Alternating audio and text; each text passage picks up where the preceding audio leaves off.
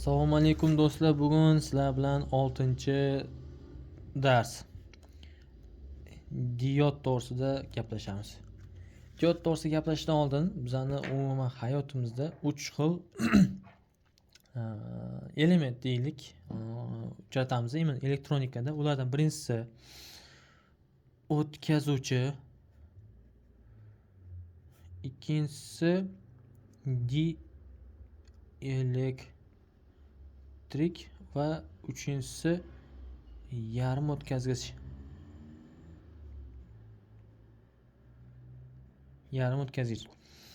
Demak, uchalasi bor. Uchalasidan qaysi biri nima qiladi? O'tkazgich bu bizada elektr tokini o'tkazadigan elementlar. Misol uchun temir, mis, alyumin, yana nima deyman, sho'r suv tuzlangan, ya'ni natriyli suv, va har qanday tok o'tkazadigan narsalari biz o'tkazuvchi deymiz.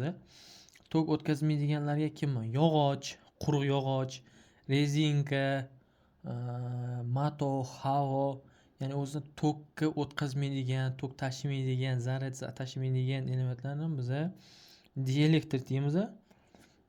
Endi elektronika qancha kuchaygan sari bizada oldin bu narsa yo'q edi, o'zi o'tkazuvchi va dielektrik bo'lardi. Elektron kuchaygandan keyin bizada 3-element, ya'ni yarim o'tkazgich degan yana paydo bo'ldi. Ularga nima kiradi? Ularga elementimiz bor, hozir aytaman. Kremniy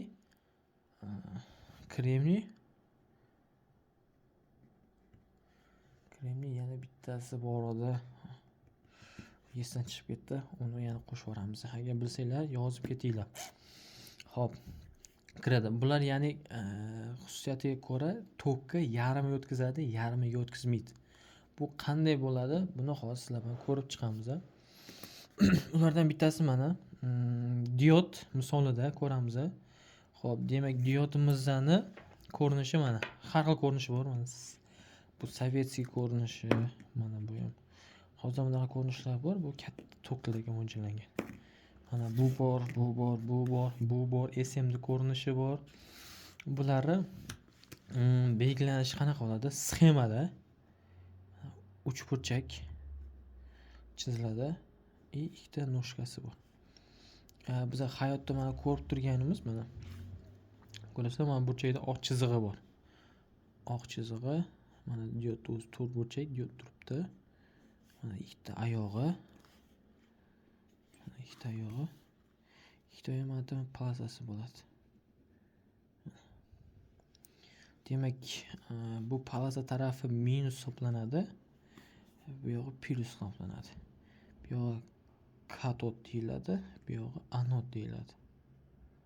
Bu da ham anod va katod. Minus plus ko'rinishi. Mana bu diod. Katta diodimizni ko'rib tursa, D242 deganda, mana sxema chizig'i turibdi, ko'ryapsizmi? Ya'ni strelka pastga qarab turibdi. Katodi bu tarafi, anodi bu tarafi. Endi bunda ham qaraymiz.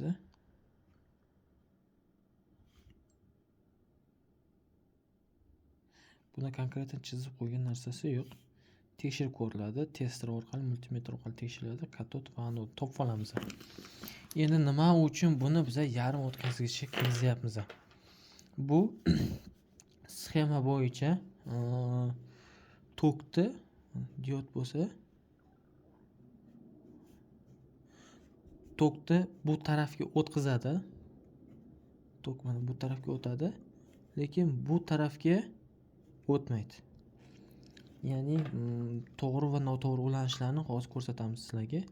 Mana manba, bu yog'i plus, bu yog'i minus. Plus minus. Ketdi.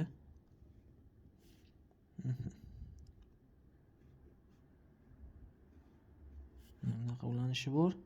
Yana xuddi shu manba, bu yog'i plus, bu yog'i minus. Ketdi.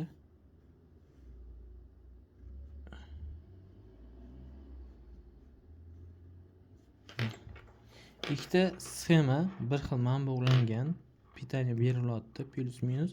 Faqatgina diod teskari va o'ng turibdi. Buni qayerdan bilamiz? Sizlarga aytdim. Mana anod tarafidan katodga qarab tok yurishi kerak.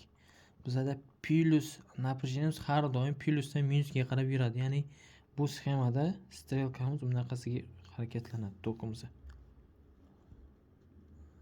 Tokimiz bilan harakatlanadi. Endi bu yerda plusdan ketyapti minusga qarab.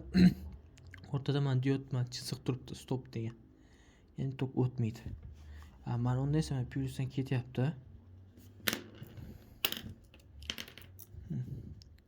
Plusdan ketyapti tok. Mana o'tdi, minusga bordi. Mana unda esa mana shundan kelyapti. Mana shunda to'xtayapti, bo'ldi. Mana baryer bor. O'ta olmaydi. Ya'ni bu teskari ulanish. Bunda sxema ishlamaydi, bunda sxema ishlaydi. Yarim o'tkazish degani demak u bu yoqqa bu tarafdan plus va minusga o'tkazadi, lekin minusdan plusga qarab tok o'tkazmaydi.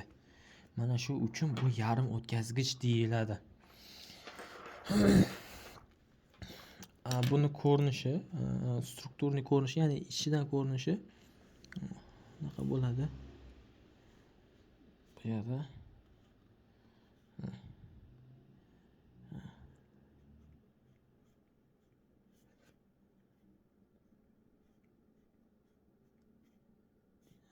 bu yoq N, bu yoq P.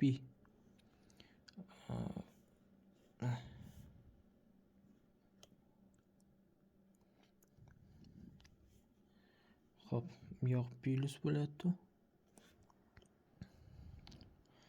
Xo'p, P degan bu pozitiv, N degani negativ degan. Ya'ni pozitivda plus zaryadlar, negativda minus zaryadlar bo'ladi.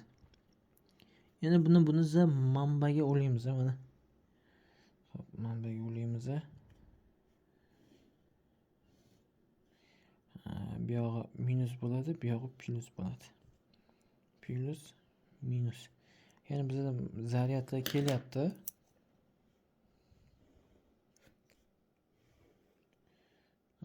Plusga o'tyapti, plusdan PN переход bo'ladi. PN переход, ya'ni plus zaryadlar minus tarafga o'tib va bunaqasi tortilishni boshlaydi. Agar biz mana uni naborot ulab qo'yadigan bo'lsak, ya'ni sxemaga bu tarafga minus, bu tarafga plus qilib qo'yadigan bo'lsak, zaryadlarimiz bunaqasiga o'qadimi? Ya'ni minus tarafda turibdi, PN переход bo'lmaydi, chunki bu yoqda minus. Plusdan o'tib, plusga boradi, bu yoqqa o'tadi. Shunda PN переход pozitiv negativga o'tadi. Shu orqali diod ishlaydi. Sizlar bilan bugun 6-darsimiz tugadi. Tugatishdan oldin, ya'ni bu diodni yana biz nimaga tenglashtirsak bo'ladi? Suv oqimi bor, mana turba. Siz yana tushunarli bo'lishi uchun turba. Turbada bizda klapan bor, обратный klapan deyiladigan narsa bor. Bunaqasiga chizib qo'yaylik. Bunaqasiga chizsak, bunaqa bo'ladi. Ya'ni suv bu yoqqa qarab o'tganda, mantagi turba, mantanaqa zadishkasi bor, ya'ni krishkasi bor. Suv bu yoqqa qarab o'tganda, mana krishka bilan ochiladi-da. Ochiladi. Ochiladi, suv o'tib ketadi dalish. Agar mana xuddi mana shu turbadan, mana turba zadishkasi turibdi, mana ketdi. Agar tok teskari keladigan bo'lsa, bu tarafdan keladigan bo'lsa, suv oqadida, mana turbani uriladi va mana siqilib qolib, suv o'tmaydi bu yoqqa qarab. Suv bu yoqqa o'tmaydi. Ya'ni diodda santexnikada biz обратный klapanga tenglashtirsak bo'ladi. Suvni bir tarafga o'tkazadi, bir tarafga o'tkazmaydi. Shu bilan 6-darsimiz tugadi.